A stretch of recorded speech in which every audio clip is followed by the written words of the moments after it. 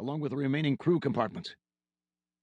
The sudden explosion of ion gases burst through their containment bells on the two stern thrusters, taking them and one of the main engines at the stern with it. The enriched gas blew up, and the stern vanished in a microsecond, rocking the battleship. "Stern section has come into contact with the surface. She's dragging, and stress forces are at a maximum.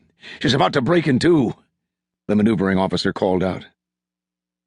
The captain swallowed as he grabbed the railing lining the center of the bridge, then glanced at the few remaining men on the battle bridge.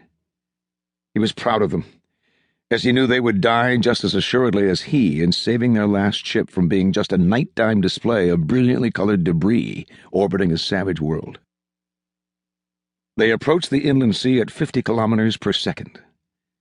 He knew the battleship would sustain massive damage, but she would remain intact for the future of their colony, if needed again, or some other race for their savagery.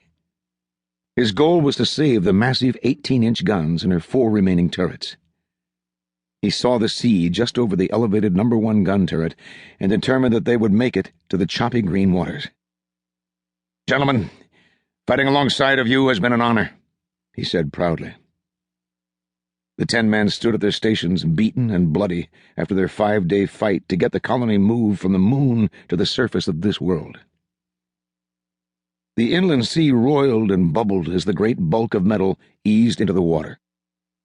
Massive steam jets erupted as her engines became inundated with moisture, blowing the mixing chambers of ion particles into oblivion.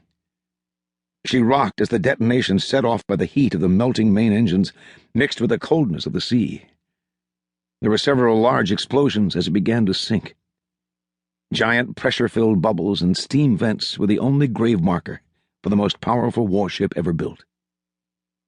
There, the great ship would remain, for millions of years, until the inland sea on the hostile continent was covered in 2 miles of snow and ice.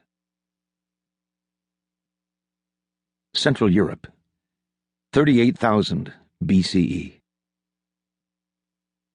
The snow fell as a group of quickly vanishing Neanderthals moved across the barren landscape.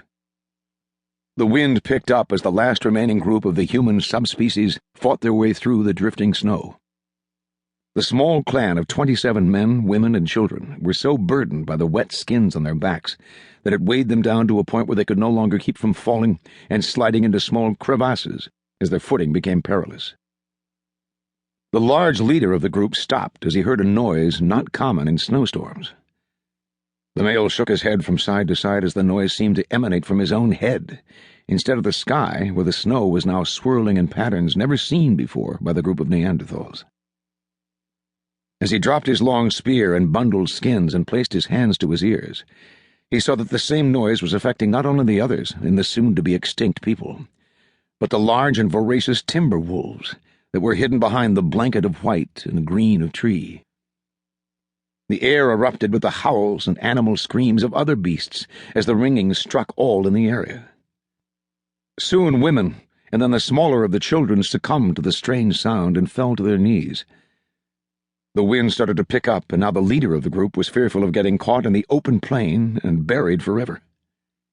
He had known many who perished because they could not grasp the cruelty of nature. Suddenly, the skies erupted above them. The snow started swirling in an ever-increasing circle. The leader managed to move his aching head to the skies and saw a sight the early man had never seen before. The swirling snow was now highlighted with blue, green, and yellow lights. The miniature tornado trailed down into the plain and struck the ground, as if water had been poured from the heavens. The wave of melting snow and ice still moved in an ever-increasing vortex. The strange system started moving toward the small band as lightning and wind knocked the remaining men from their feet. The terror-filled eyes of the first humans watched as the tornado of ice, wind, and snow, highlighted by the colorful streaks, moved toward them. The alpha male finally managed to gain his feet as his children cowered on the ground, reaching out for him. But he just watched as the strange system moved closer to him and his band.